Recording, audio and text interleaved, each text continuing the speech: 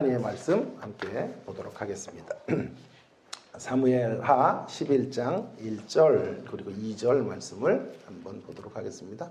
함께 보도록 하겠습니다. 477쪽이 되겠습니다. 사무엘하 11장 1절 그리고 2절 말씀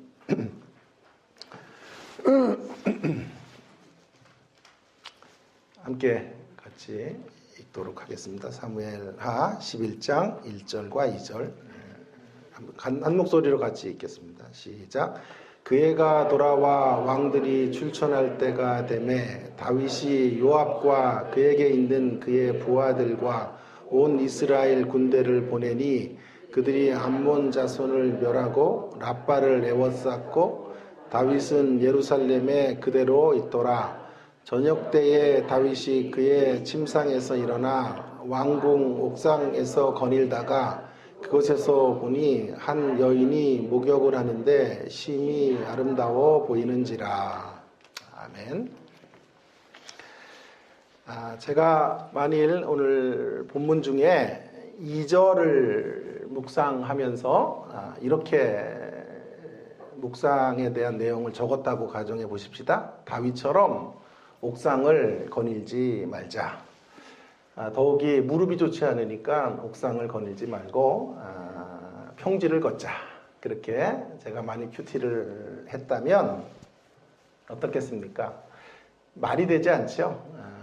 아마 다음 주부터 설교하기 힘들지도 몰라요. 신학교 교수라는 작자가 어떻게 그렇게 유치한 묵상을 하고 있나? 그렇게 말씀하실 것입니다. 그런데 오늘 제가 말씀의 제목을 옥상 산책 금지라는 제목으로 여러분들과 함께 나누려고 합니다. 왜 그럴까요? 그만큼 이 옥상을 거니는 문제가 중요하다라는 뜻입니다. 우리는 다윗의 범죄, 다윗의 어떤 일생에서 가장 치욕적인 장면이지 않습니까? 그래서 다윗이 성적인 범죄에 대해서 어떻게 그 죄를 지었는지 이런 것들은 너무나 많이 우리가 들었을 것입니다. 그런데 그 다윗의 죄의 배경이 되는 설명을 잘 들어보기는 힘들어요. 그래서 제가 무식하면 용감한 사람이니까요. 제가 이 다윗이 이런 죄를 범할 수밖에 없었던 이유가 그 단초가 어디 있는가 하는 문제를 좀 규명해보고 다음번에 제가 다윗의 본격적인 죄에 대한 이야기를 좀 다루도록 하겠습니다. 옥상 산책이 생각보다 중요한 것입니다. 자, 오늘 2절에 옥상을 거닐었다. 왕궁 옥상을 다윗이 거닐고 있는데요.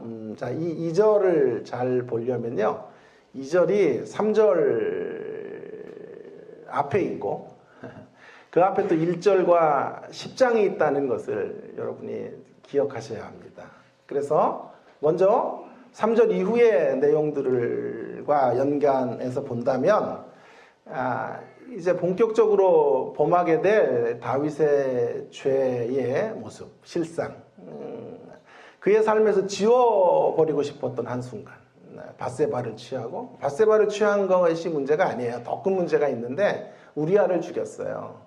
우리는 자꾸 성적인 범죄로만 이 본문을 풀지만 사실은 살인죄가 더 큰 죄이고요. 하나님의 언약을 깬 죄가 사실은 더 큰 죄예요.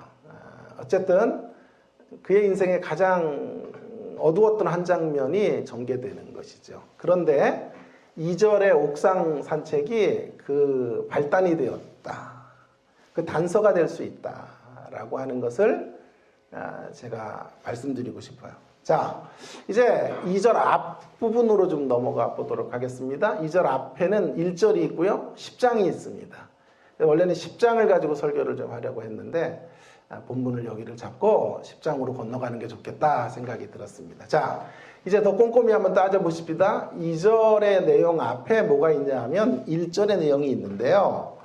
연관해서 한번 생각해 보면 재미가 있을 것 같습니다. 제가 세번역 성경을 가지고 한번 읽어보도록 하겠습니다. 1절을요. 그 다음에 봄에 왕들이 출전할 때가 되자 다윗이 요압에게 자기의 부하들과 온 이스라엘의 군대들을 맡겨서 출전을 시켰다. 그들은 암몬을 무찌르고 랍바를 포위하였다. 그러나 다윗은 예루살렘에 머물러 있었다. 여러분, 이 당시에 주로 전쟁을 봄철에 했다고 하죠. 겨울에 혹독한 시간들을 지나가야 되기 때문에 겨울엔 전쟁을 할 수가 없었고요. 봄철에 전쟁을 하고 또 장정들이 나가 전쟁을 하게 되는데 조금 더 지나면 이제 농사를 해야 돼요. 밀과 보리를 수확할 때가 오기 때문에 봄철이 전쟁하기에 가장 최적의 시간이었다고 많은 이제 성경을 배경을 연구하는 분들이 그렇게 말을 합니다. 그런데 오늘 재미나는 것은요. 그래서 전쟁을 하는데 유독 암몬과 전쟁을 해야 된다라고 암몬 족속에 대한 이름을 기록하고 있는 것을 보게 됩니다. 그러니 모두 전쟁으로 나가야 되는 시기였다라고 하는 건데요. 그런데 그때 유독 그 전쟁에 나가지 않은 한 사람이 있었음을 성경은 폭로하고 있는 거죠. 다 전쟁에 나갈 때 왕은 오직 예루살렘에 머물러 있었다. 그대로 있었다. 심상치 않은 구절입니다. 자, 1절과 2절을 연결해서 보겠습니다. 왜 옥상 산책이 이렇게 생각보다 중요한 구절인고 하니, 자, 다윗이 마땅히 가 있어야 될 자리가 지금 전쟁의 자리라고 하는 것을 성경이 말하고 있는 거예요. 전쟁에 참여하고 있었어야 된다라는 뉘앙스가 이 안에 담겨져 있는 거죠. 그런데 예루살렘에 머물러 있었다는 거죠. 그리고 산책을 한 거죠. 예루살렘에 머물러 있고 왕궁에서 산책을 하다가 이제 아름다운 여성이 목욕하는 광경을 보게 된 것입니다. 그 이후의 스토리는 뭐 제가 더 이야기하지 않도록 하겠습니다. 성경이 지금 강조하려는 대목을 여러분이 캐치하셔야 한다 말씀드리고 싶습니다. 다윗이 지금 마땅히 있어야 될 자리에 있지 않았다라고 하는 것을 고발하고 있는 거죠. 그가 마땅히 있어야 될 자리는 전쟁터였다라는 것인데요. 그가 지금 현재 있는 곳은 왕궁 옥상이 되고 말았다 하는 것입니다. 자, 그러면 우리가 한 가지를 더 생각을 해봐야 돼요. 그런데 왜 전쟁을 하되 여러 대적들이 있었을 텐데 왜 하필이면 암몬과 전쟁을 하러 나가야 되는 것처럼 1절을 보세요. 암몬이라는 이런 군대 이름이 나오죠. 요압과 그의 부하들이 암몬 자손을 멸했다. 이렇게 말하고 있잖아요. 왜 암몬을 멸해야 하는가 하는 것을 좀 생각해 볼 필요가 있습니다. 반드시 암몬을 멸해야 된다라는 게 지금 성경의 포인트라고 할 수 있겠습니다. 왜 그럴까요? 자, 이 사실을 알기 위해서는 10장으로 가야 됩니다. 1절 그 앞에 있는, 그리고 다시 2절의 옥상 산책의 이야기로 되돌아오겠는데요. 자, 10장에서 어떤 이야기들이 펼쳐지게 되는지 하는 것을 좀 주목해 볼 필요가 있겠습니다. 10장의 이야기를 통해 다시 한번 성경은 다윗이 있어야 될 자리가 전쟁터라는 것을 분명하게 확인시키죠. 자, 10장에 대한 이야기를 이제 본격적으로 설명하기에 앞서 왕의 사명부터 하나 점검하고 가십시다. 왕, 사울이나 다윗 왕의 가장 중요한 사명이 뭐냐 하면 내적으로는 나라를 다스리되 공의롭게, 정의롭게 다스려야 되는 사명이 중요한 사명입니다. 그런데 외적으로는 어떤 사명을 갖고 있냐 하면 대적들을 무찔러야 돼요. 대적들을 무찌르지 않으면 나라의 주권을 빼앗길 수밖에 없고 신앙의 자유를 잃어버리기 때문에 왕의 제일 중요한 사명은 어쩌면 대적을 이기는 것이라 알 수 있겠습니다. 그 대표적인 대적이 블레셋이에요. 블레셋. 그리고 또한 대표적인 대적이 암몬이라고요. 그 외에도 이제 아람 사람도 오늘 나오고 하겠습니다만은, 사울의 기록을 보면요, 기름 부음을 받고 제일 먼저 전쟁을 누구랑 하냐 하면 암몬가예요. 그래서 암몬은 이겨요. 근데 사울은 어떤 대적을 안 이기냐 하면 블레셋과의 싸움에 주저해요. 그래서 블레셋과 나가서 싸우는 사람은 아들 요나단이에요. 무기든 자 데리고 들어가서 36명인가 26명인가를 죽이죠. 그 아들이 싸우지 사울은 머뭇거리고 있단 말이에요. 이게 사울의 무너짐에 매우 중요한 단서가 되는 것입니다. 자, 그래서 다윗은 이 사울의 한계를 넘어서려고 처음서부터 등장하는 인물이에요. 그래서 블레셋부터 골리앗부터 이기죠. 역사의 무대에 나타나서 블레셋의 골리앗을 이깁니다. 그리고 블레셋을 제압하는 일에 온 힘을 다 기울이게 됩니다. 뿐만 아니라 다윗은 암몬 족속도 상당히 타격을 가했던 것 같아요. 예를 들어서 사무엘하 8장으로 조금 더 앞으로 가보면 사무엘하 8장 11절과 12절에 보십시다. 8장 11절과 12절에 보면 거기 다윗이 무찔러서 이제 그들로부터 전리품을 얻었던 대상자들 중에 자, 아람과 12절에 모압과 암몬 자손과 블레셋 사람과 아말렉 이들이 모두 다윗이 무찔렀던 이제 대적들이에요. 그러니까 왕의 사명은 이들을 제압하는 것이죠. 자, 이제 10장의 이야기를 본격적으로 해보겠는데요. 10장에서 암몬과 어떤 굉장히 불편한 관계가 설정이 되고 있는 것을 보게 됩니다. 다윗 왕이 암몬의 왕이었던 나하스라고 하는 사람이 죽어요. 죽자 그의 아들이 한운이라는 왕인데요. 그의 아들 편에 아들에게 이제 조문객을 보내요. 그래서 그 슬픔을 함께 위로하려고 하는 거죠. 전에 성경에 보니까 나하스에게 어떠한 은혜를 입었다. 그래서 그 은혜를 이제 그의 아들에게 좀 갚을 마음으로 이제 그렇게 조문객들을 정중하게 보낸 것이죠. 아까 제가 무슨 말씀을 드렸냐 하면 왕의 사명은 대적을 무찌르는 것이라고 했는데 지금 다윗은 조문객을 보내고 있는 게 좀 모순되는 듯 여러분 설명이 잘 안 되죠? 이렇게 설명하면 될 것 같습니다. 사울 왕 때 암몬이 크게 패했고 다윗 왕 때에도 암몬에 큰 타격을 가하게 되면서 암몬 나라가 이 다윗 왕국의 속국이 된 것 같아요. 그래서 속국이 되었으니까 이제 그들을 거의 제압한 상태에서 조문객을 보내는 호의를 베풀고 있는 것이다. 이렇게 보면 좀 교통정리가 될 것 같습니다. 그런데 문제는 뭐냐 하면 그 조문객들을 보냈는데 한운이라는 이의 신하들이 두려움에 떨고 온갖 이런 의심과 곡해로 이 조문객들을 맞이하게 되는 거예요. 그래서 다윗의 신하들에게 수치를 줍니다. 그들의 수염을 자르고 수염을 자른다. 굉장히 무례한 행동이 아닙니까? 그리고 바지를 잘라서 엉덩이가 다 보이도록 성적 수치감 같은 것들을 주면서 다윗의 이 조문객들을 아주 욕보이게 된 것입니다. 자, 흥미로운 대목은 다윗이 그러한 암몬 사람들의 행동 앞에 침묵하고 있다는 사실이에요. 우리가 이 대목을 놓치면 안 되겠습니다. 다윗이 침묵하고 있어요. 당연히 이런 대적들을 향해서 칼을 빼들고 나가야 마땅한 것 같은데 다윗은 암몬에 대해서 이런 방구 말을 하고 있지 않아요. 응당의 조치를 취하지 않고 있는 거죠. 그렇게 되자 한운이 어쨌든 다윗의 마음은 불편한 것을 한운은 눈치를 채고 이제 선제 공격을 시작합니다. 뭐한 놈이 뭐한 사람 뭐 안 되더니 그렇게 선제 공격을 시작하는 거죠. 그래서 혼자 하는 게 아니에요. 다윗을 자기 혼자 상대할 수 없다고 판단하고 아람 사람들, 용병들을 모은 거죠. 자, 여러분 잘 따라오고 계신가요? 예? 잘 따라오시는 거죠? 자, 아람 사람 용병들을 이제 고용해서 싸움을 하게 된 거죠.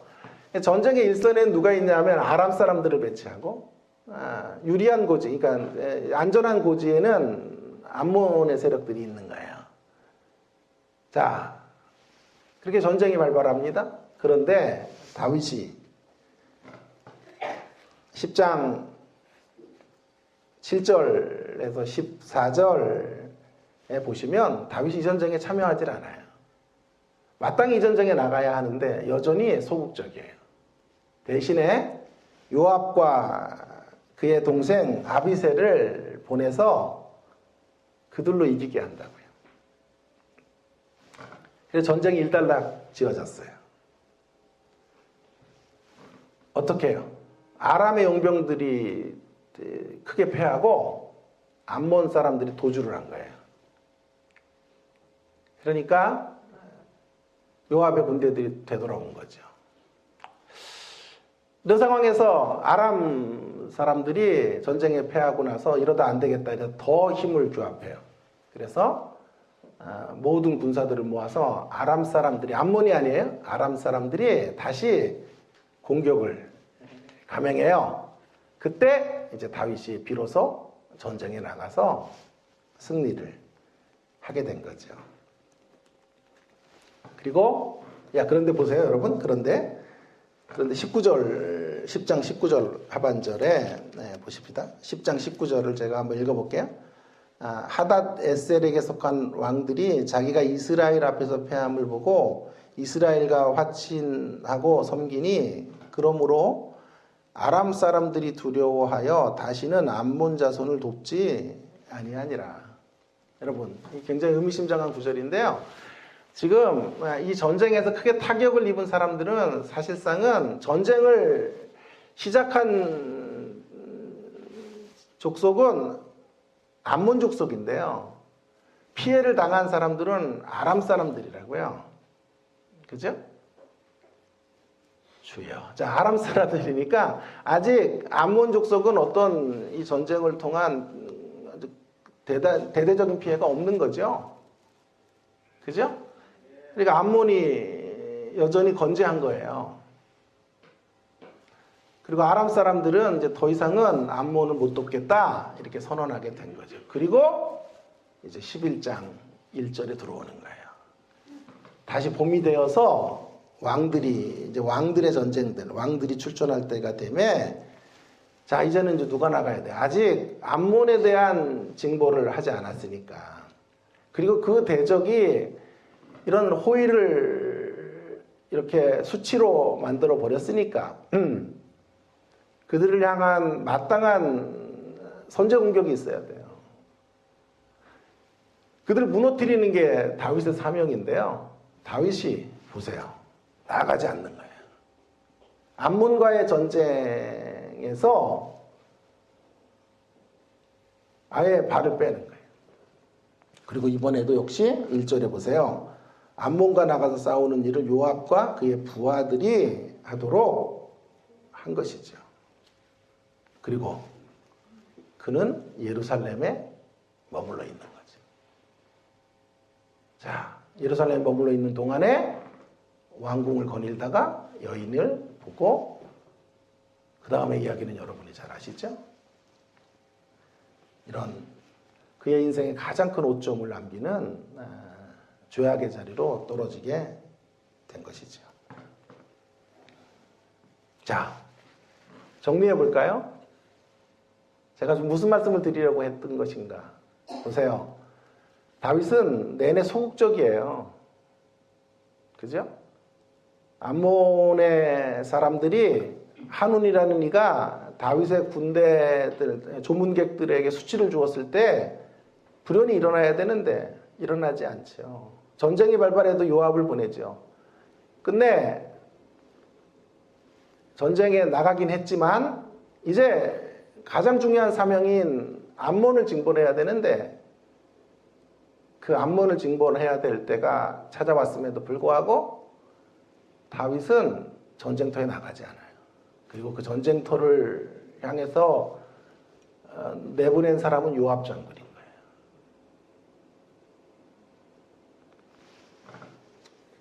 여러분 보세요. 다윗의 모습이 소극적인 자리에서 시작해서 노골적으로 소극적인 자리를 유지해 가고 있죠.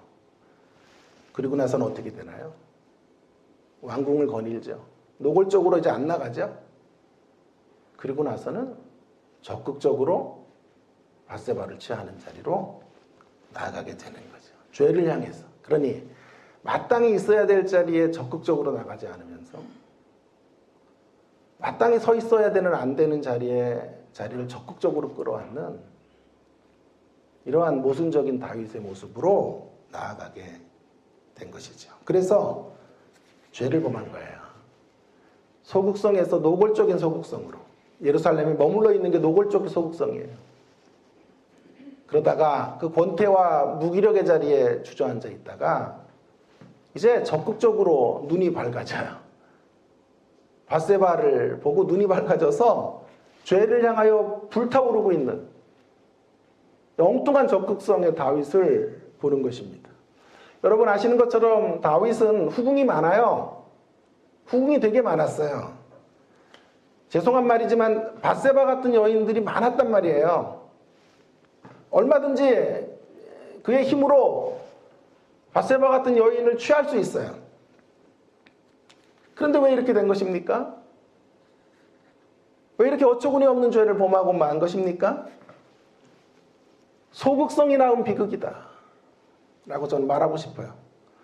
소극적인 자리에서 적극적인 죄가 잉태된 거예요. 제가 누누이 강조합니다. 소극적인 자리는 중간의 자리가 아니에요. 하나님을 향해 우리가 마땅히 있어야 될 자리에 소극적으로 가면 중간에 머무는 게 아니고요. 반드시 세상을 적극적으로 받아들이는 자리로 가게 된단 말이에요. 하나님을 향하여 불꽃처럼 타오르지 못하면 중간에 머무는 게 아니고요. 세상의 정욕을 향해 불꽃처럼 타오르다가 인생을 허비하게 되는 거예요. 다윗의 범죄는 한 가지밖에는 설명할 길이 없어요. 금지된 욕망 애로의 탐닉이에요. 금지된 욕망. 그게 너무 가지고 싶은 거예요. 금지되어 있으니까 취하고 싶은 거예요. 여러분 소극적인 자리에서 전쟁에 나가야 될 자리에 전쟁에 나가지 않고 노골적으로 소극적인 자리를 고집해요. 예루살렘에 머물러 있죠. 옥상 산책을 하고 있죠. 그리고는 금지된 것에 대한 동경과 욕망 안에서 죄송하지만 에너지가 넘쳐요. 금지된 욕망, 저는 다윗이 무기력에 빠져 있는 줄 알았어요. 번아웃 됐는 줄 알았어요. 그런데 다윗 안에 이런 에너지가 있었던 거죠. 그런데 제대로 된 에너지를 발산하는 게 아니에요. 금지된 욕망을 향한 에너지가. 금지된 욕망이라는 로켓을 타고 날아가고 있는 다윗의 모습을 보는 거예요. 자, 이것이 오늘 다윗이 우리아와 밧세바를 취하고 범죄하게 됐던 외적인 배경이에요. 거기에 암몬이 있다고요. 암몬에 대한 태도가 있다고요. 마땅히 가야 될 자리에 가 있지 않았던 다윗의 모습이 있는 거예요. 그래서 제가 이제 이런 이야기를 기반으로 한 두 가지 중요한 교훈을 여러분들과 함께 좀 나누어 보려고 그래요. 옥상 산책이 아니라 전쟁터에 있어야 한다라고 하는 메시지가 주는 교훈들을 한번 생각해 보려고 합니다. 먼저 첫 번째로는요, 우리가 느슨하게가 아니라 치열하게 하나님을 붙잡고 살아야 한다는 것을 성경이 지금 강조하고 있습니다. 느슨하게가 아니라 치열하게 하나님을 붙잡고 살아야 돼요. 옥상 산책이 아니라 전쟁터에서 싸움에 임해야 돼요. 느슨하게가 아니에요. 치열하게 사명을 살아야 돼요. 옥상은 느슨함을 대변합니다. 전쟁터는 치열함을 대변하는 말입니다. 다윗은 지금 긴장이 빠지고 있는 거죠. 나사가 조금 풀어진 모습으로 서 있는 거죠. 그런 모습으로 암몬을 무찔러야 될 사명 앞에 서 있는 거죠. 그것이 옥상 산책을 만들었고 결국 밧세바를 취하게 했던 결정적인 배경이 된 것입니다. 제가 지금 이런 말을 드리는 게 아니에요. 왕궁에서 쉬는 것이 문제가 된다라고 말씀드리는 게 아니에요. 쉼과 안식의 중요성은 아무리 강조해도 지나치지 않습니다. 문제는 지금 쉼과 안식의 문제가 아니라 하나님을 붙잡고 살아가는 삶의 자리로부터 떠나는 것이 문제예요. 지금 성경은 다윗의 예루살렘에 머물러 있는 모습과 옥상을 산책하는 모습을 휴식과 안식의 시각으로 규명하고 있지 않아요. 어떤 시각으로 규명하냐 하면 이탈과 일탈의 시각으로 바라보고 있는 거죠. 휴식은 느긋함과 연결돼요. 느긋함. 이탈과 일탈은 느슨함이에요. 여러분, 우리가 취해야 될 건 느슨함이 아니라 느긋함인 줄로 믿습니다. 우리가 가져야 될 것은 느긋함이라니까요. 결코 가서는 안 되는 자리는 느슨함의 자리예요. 여러분 가운데는 아마 이렇게 질문하실 분이 계실지 몰라요. 아니, 전쟁터에 간다면 무슨 느긋함이 있습니까? 치열함만 있는 게 아닙니까? 그렇지 않아요. 느슨함이라고 하는 건 전쟁을 포기하는 자리에 만들어지는 거예요. 다윗은 지금 전쟁을 포기하고 느슨함의 자리로 떨어져 있는 거예요. 느긋함이라고 하는 건 전쟁으로 인한 치열함 속에서 누리는 것들이에요. 전자가 새벽기도에 제가 말했던 것처럼 전자가 편안함이라면 후자는 평안인 거예요. 다윗이 선택했어야 되는 자리는 어떤 자리냐 하면 전선에서 물러난 느슨함이 아니라 전선에서 누리는 느긋함, 그 느긋함을 맛보고 살아야 되는 거예요. 우리도 마찬가지입니다. 우리는 전쟁터로부터 쉼을 얻는 것이 아니라 전쟁을 벗어나시는 사람이 아니라 치열한 전쟁터 안에서 하나님으로 인하여 진정한 안식을 누리는 사람들이에요. 다윗이 쉼을 갖는 게 문제가 아니라 전쟁터에 가지 않고 왕궁에 머물러 있는 것이 문제예요. 이런 말이 있지 않습니까? 영적인 전투에는 방학이 없다. 우리의 생애가 마치는 날까지 우리는 영적인 전쟁터에서 살아야 됩니다. 늘 긴장해야 합니다. 치열해야 합니다. 그러나 긴장과 치열함만 있지 않아요. 치열한 느긋함이 있다고요. 이 두 가지가 모순되는 것 같지만 결코 모순되지가 않아요. 어떻게 설명할까 이렇게 제가 고민하는데 며칠 전에 제가 좋아하는 프로야구 선수의 기사가 나왔더라고요. 제가 하나의 광팬이에요. 그래서 지금 3월만 기다리고 지금 손꼽아 기다리고 주님 오실 날과 3월만 기다리고 있는데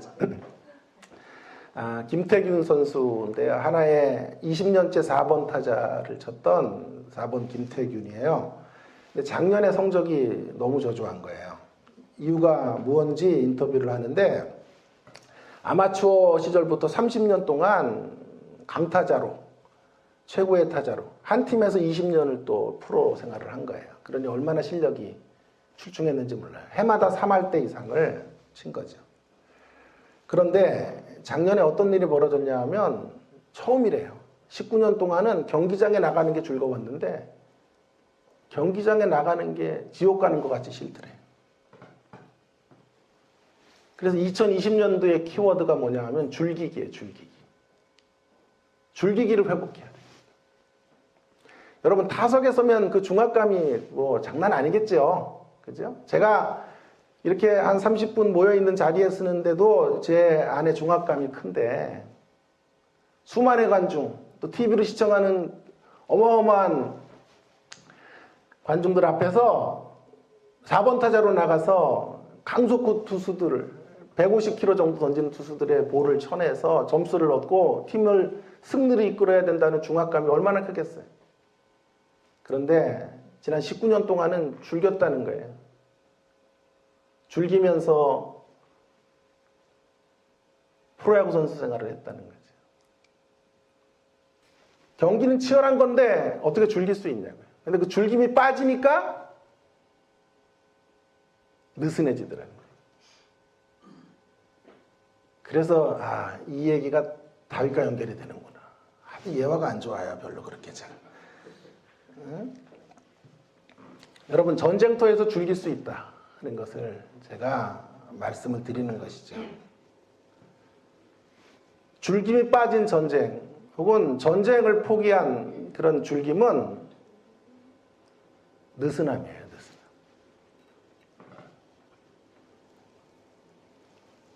우리는 느슨함을 버리고 느긋함을 회복하셔야 합니다.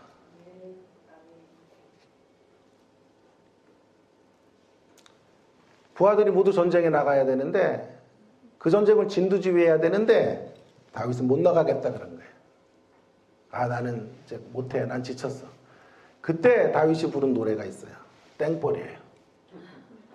난 이제 지쳤어요. 땡벌. 난 이제 지쳤어요. 땡벌을 부르며 그는 예루살렘에 머물러 있는 거예요. 아까 기도하실 땐 그렇게 아멘도 하더니 아멘도 없고 어떻게 자 그렇게 머물러 있는 거죠. 종일 낮잠을 자고 그 권태로움 앞에 어찌할 줄 모르다가 저녁쯤에 옥상을 거닐고 그러다가 목욕하는 한 여인이 눈에 들어와 죄를 범하게 된 거죠. 여러분, 우리의 모습이 점점 이렇게 변해가고 있는 것이 아닌가 싶은 생각이 듭니다. 갈수록 치열하게 하나님을 섬겨야 하는데 그 치열함의 자리는 점점 사라져버리고 느슨함의 자리로 나아가고 있는 것을 봅니다. 이런저런 연약함들을 말합니다. 나는 그동안 너무 오랫동안 전쟁을 치르느냐 지쳐왔습니다. 탈진했습니다. 더 이상은 못하겠습니다. 내 삶의 몰골이 이 모양인데 무슨 신앙생활입니까? 나중에 하겠습니다. 이제 은퇴할 시점인데 무슨 헌신입니까? 젊을 때 헌신하는 거죠. 마음의 위로가 필요할 때 가끔씩 교회에 오겠습니다. 교회 인원이 이렇게 적은데 제가 할 일이 무엇이 있습니까? 직분자들이 하는 거죠. 여러분, 우리는 이렇게 저마다의 이유를 들어 저마다의 연약함의 이유들을 대고 하나님을 향한 치열한 삶으로부터 치열하게 살아야 될 삶의 자리로부터 이탈하고 일탈을 꿈꾸며 살고 있어요. 다윗의 모습이 우리의 모습이 우리의 18번도 언제부터인지 땡벌이 되고 있는 거예요. 더욱이 안타까운 것은 그러한 치열함을 버린 느슨함의 삶이 미덕처럼 여겨지고 우리의 삶의 이상처럼 성도들이 꿈꾸는 삶의 모습처럼 들어와 있는 거예요. 우리의 이상이 무엇입니까? 현대인들의 이상이 무엇입니까? 노년을 좀 풍족하게 살 수 있는 넉넉한 은행장고를 만들어 빨리 은퇴하고 서울 근교의 별장이나 그럴싸하게 지어서 한평생 낚시하며 살기를 꿈꾸죠. 그런 게 우리의 삶에 성공한 자의 모습처럼 미덕처럼 들어와 있는 거예요.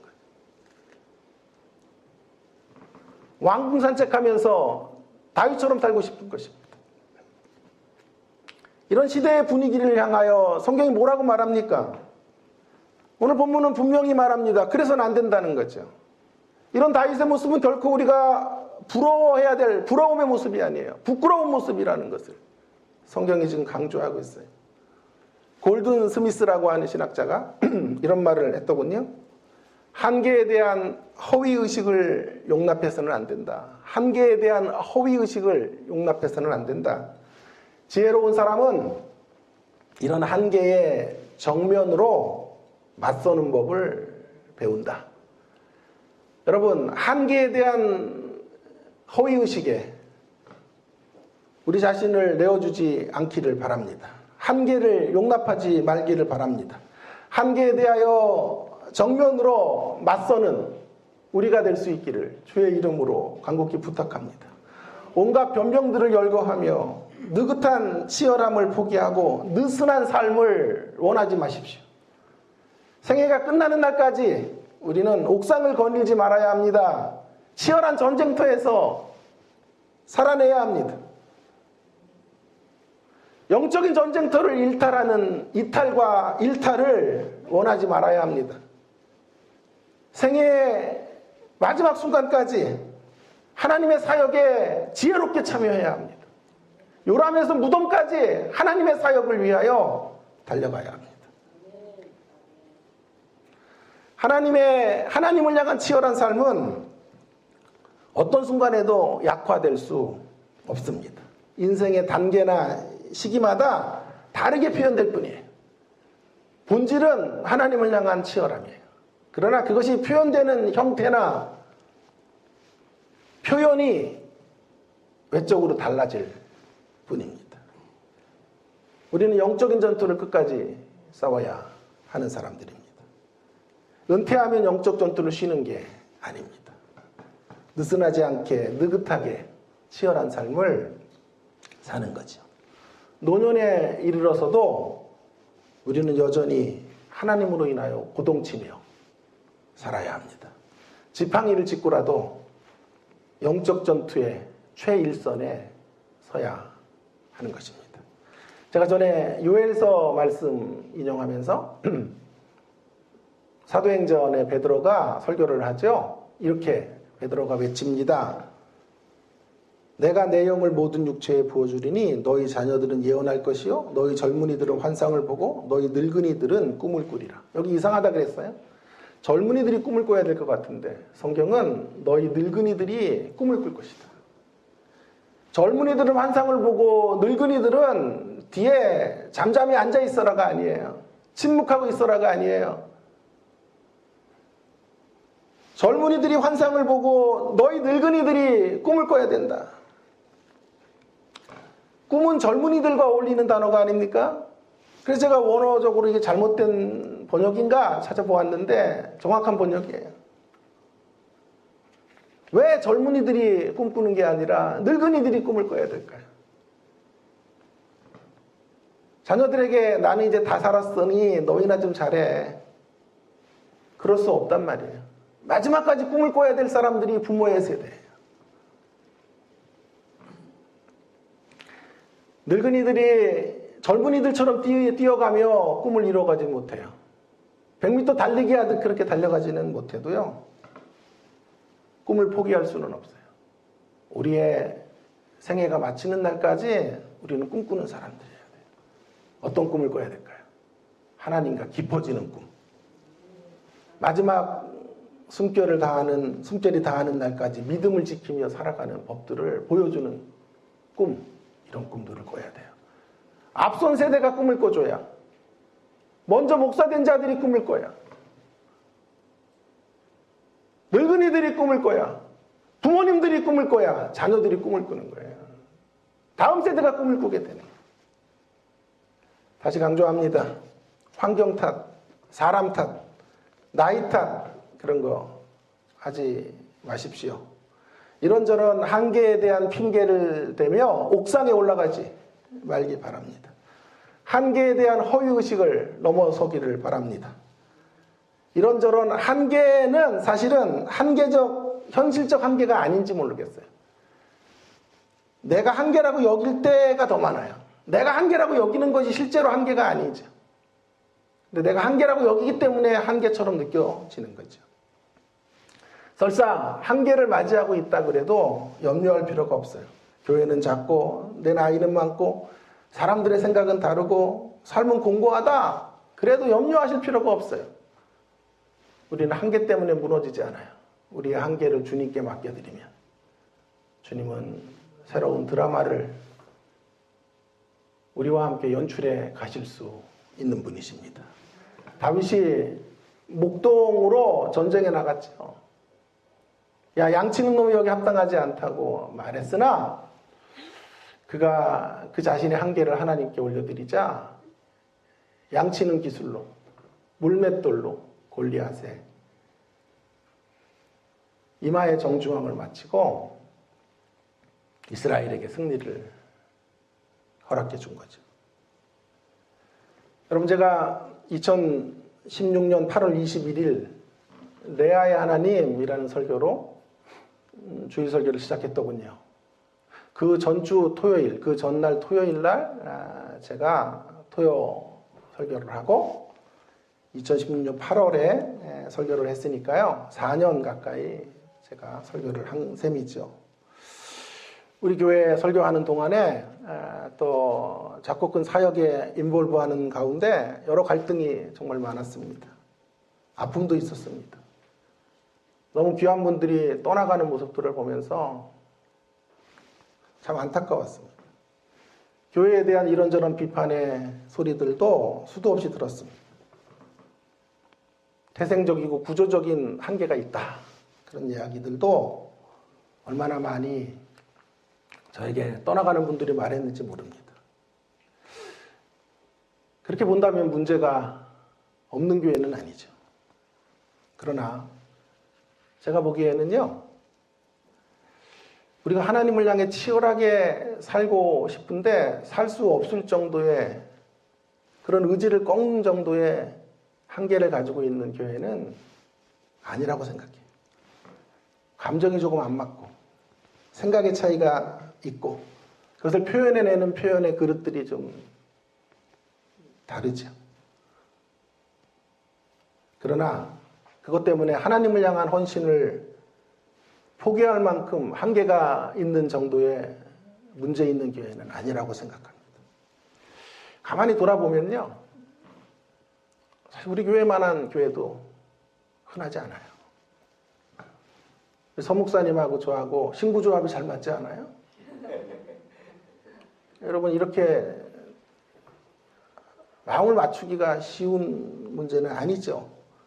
우리 목사님들이 여러분들에게 무리한 요구를 하거나 인간적 대접을 원한 적이 있습니까? 대부분 목사들 때문에 상처받고 교회를 이렇게 만드신 분들인데요. 그런 적이 있었습니까? 이렇게 자유로운 선택을 통해서 신앙생활을 하게 하는 교회, 어떤 강압 있나요? 없었던 것 같아요. 한 번 있었던 것 같아요. 김민성 집사님 새벽기도 좀 끌어드리려고 카메라 좀 해라 이렇게 해가지고 저분은 감사하고 있다고요. 그래서 지난주에 대방어도 쓴 거예요. 여러분, 한 사람 한 사람의 목소리를 이렇게 경청하는 교회가 사실 한국교회 어디 있어요? 사실 강력한 리더십의 어떤 담임 목사가 없다는 것, 그것이 약함일지 몰라도 또 그 외의 것들에 이런 자유로움이 있지 않습니까? 서로의 의견을 존중하는 교회가 아닙니까? 여러분, 간곡히 부탁드립니다. 이래서 문제고 저래서 문제라는 말을 이제 우리 좀 그만하면 좋겠습니다. 이래서 가능성이 있고 저래서 가능하다고 말하며 치열하게 하나님을 향하여 달려가는 저와 여러분 모두가 되기를 주의 이름으로 부탁합니다. 두 번째 잠깐 생각할 것은요, 소극적이 아닌 늘 적극적으로 부르심 앞에 서야 한다라는 거예요. 여러분, 부르심에 소극적인 것은 그 자체가 죄가 아니에요. 그러나 죄를 향한 현관문이 될 수 있다고 저는 생각해요. 그 현관문을 열고 내부로 들어가는 것은 그야말로 시간 문제. 타락의 결국은 죄를 짓는 것이지만 타락의 시작은 다윗을 보세요. 부르심의 자리에 한 발을 빼는 거예요. 한 발을 빼는 게 무서워요. 어떤 이유에서든지 그 이유가 무엇이든지 간에 사명의 자리, 마땅히 안문을 무찔러야 하고 마땅히 대적들을 쳐부숴야 되는 이 사명으로부터 한 발을 빼는 자세, 그 자세가 위험한 자세예요. 그 한 발을 빼면 두 발을 빼게 돼요. 두 발을 빼면 등을 돌리게 되는 것입니다. 여러분, 사무엘서를 집약하면 두 왕의 이야기로 요약할 수 있겠는데요, 모두 뭘로 무너지냐 하면 소극성으로 무너져요. 제가 사무엘서를 강의하다가 제일 크게 발견한 게 이거예요. 소극성. 아, 사무엘서의 키워드가 소극성이구나. 사울을 보세요. 사울 왜 무너졌습니까? 여호와의 신이 임한 사람이에요. 하나님의 엄청난 기대로 왕이 된 사람이에요. 하나님의 축복을 이렇게 받은 사람도 없다고요. 그런데 그 축복에 상응하는 부르심이 있는 거예요.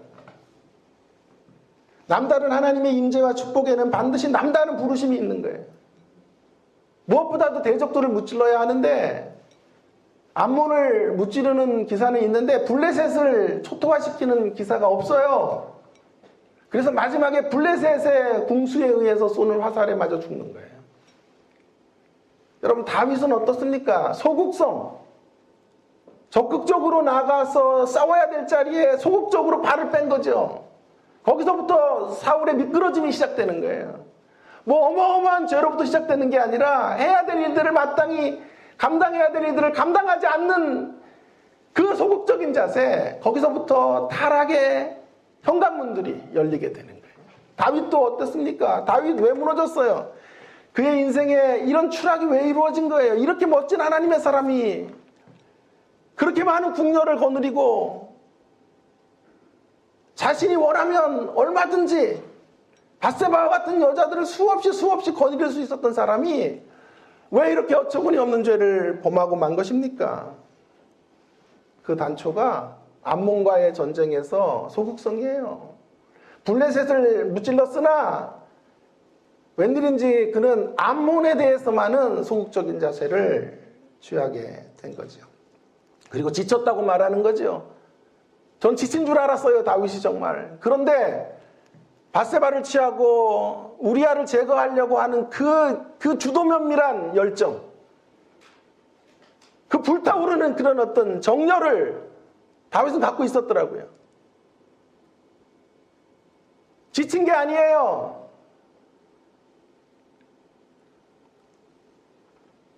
다윗의 문제는 하나님이 주신 이 축복과 은총을 사명의 이름으로 가지고 가지 못한 모습에서 시작되는 거예요. 특별한 부르심을 망각하는 자리에서부터 그는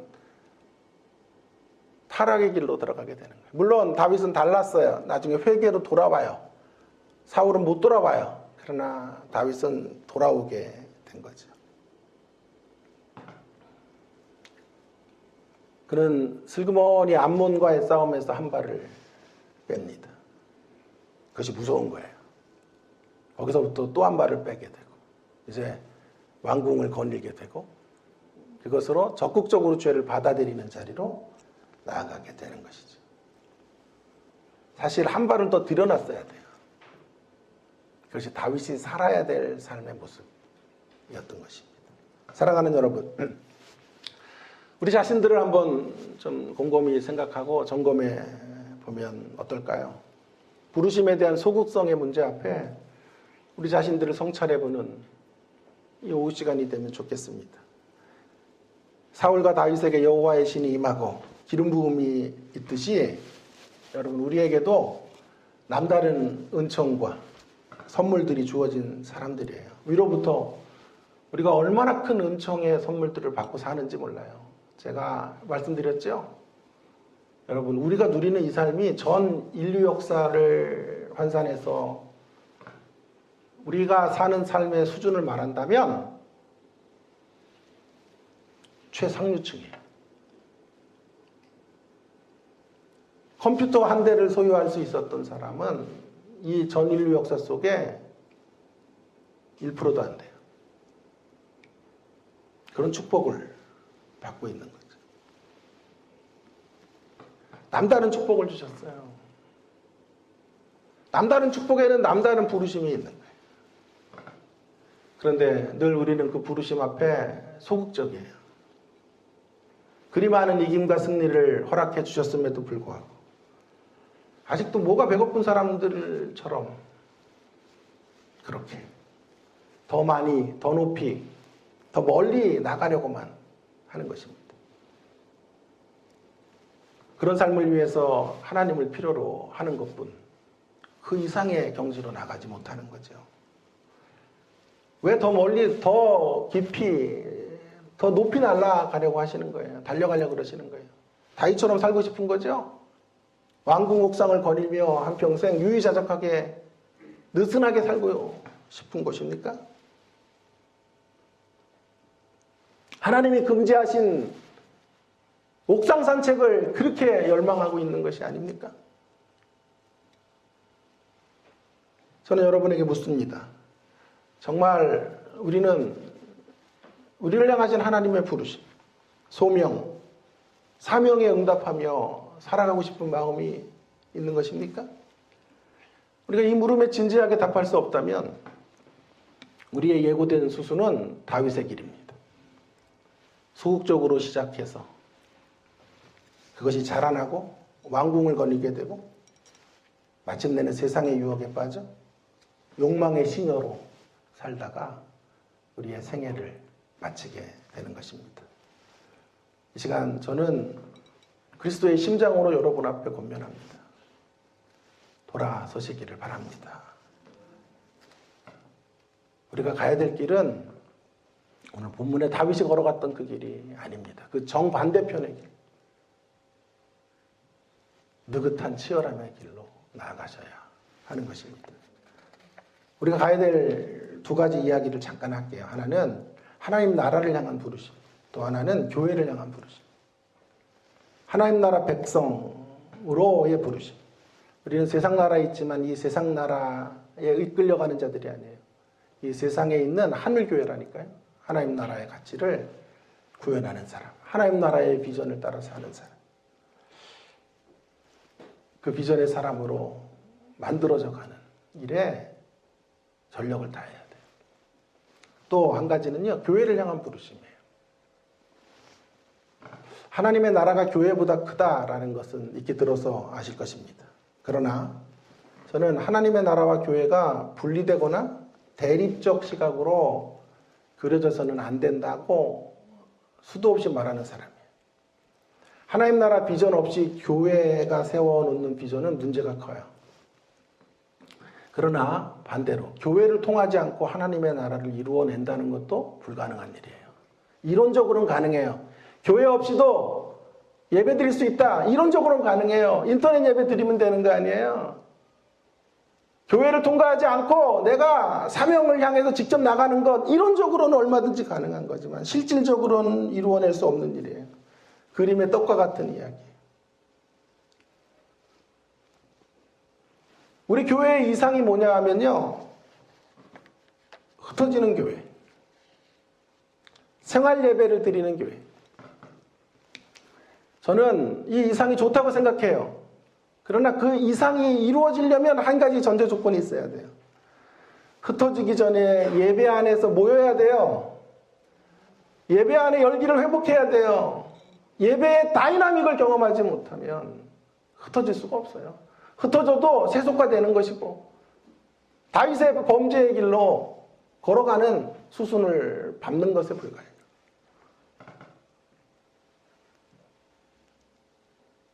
하나님의 나라가 교회를 통해서 반드시 진전되어져 가야 합니다. 그래서 하나님의 나라가 교회에 직결되어져 있어요. 교회를 통과하지 않고 하나님의 나라는 사실상 불가능해요. 그래서 교회는 신비한 곳이에요. 구체적으로 여러분의 삶 속에서 교회를 삶의 중심으로 품지 않는 사람이 영혼의 복을 받을 수 없어요.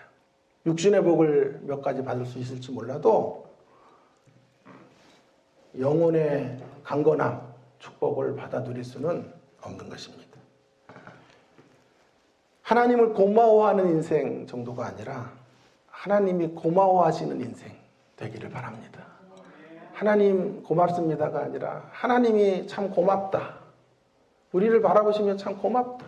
이 목사 참 고맙다. 아무개 장로 참 고맙다. 아무개 권사 참 내가 고맙다라고 말할 수 있는 삶을 살기를 바랍니다. 그러기 위해서는 교회를 사랑해야 돼요. 진정한 교인이 돼야 돼요. 신실하게 예배를 지켜야 돼요. 교회를 위해 우리의 인생 전부를 던지는 헌신이 있어야 하는 것입니다. 그때 하나님은 참 고맙다라고 말씀해 주실 거예요. 어쩌면 제가 어려운 시간들을 지나오면서 제가 하나님 앞에 이런 모습이 되고 싶어서 여기 버티고 있는 거예요. 하나님이 나를 만나실 때 고맙다. 이 목사 고맙다. 그런 칭찬 한마디 듣고 싶어서 달려온 날들이라고 생각합니다. 여러분, 우한은 지금 외부 외출 금지령이 내려졌습니다. 신자들에게 반드시 금지되어져 있는 삶이 있어요. 옥상 산책이 금지되어져 있어요. 우리 전쟁터로 가야 합니다. 늘 조심하셔야 됩니다. 교만은 없어야 합니다. 치열해야 합니다. 한날 한날을 살얼음판을 걷듯 살아가셔야 합니다. 생애가 마치는 날까지 전쟁터에서 우리의 삶을 보내야 합니다. 느슨함은 없어요. 오직 느긋함만 있어요. 느긋한 치열함으로 살아야 합니다. 온갖 한계들을 나열하지 말기 바랍니다. 하나님 손 붙잡고 우리 안에 있는 한계들을 좀 뛰어넘는 저와 여러분이 되기를 간절히 바랍니다. 특별한 하나님의 축복과 은사를 받은 사람으로 소극적으로 살지 않기 바랍니다. 그분의 부르심 앞에 적극적으로 달려나가는 하나님의 사명의 역사에 쓰여지는 통로가 되기를 주의 이름으로 축원합니다. 함께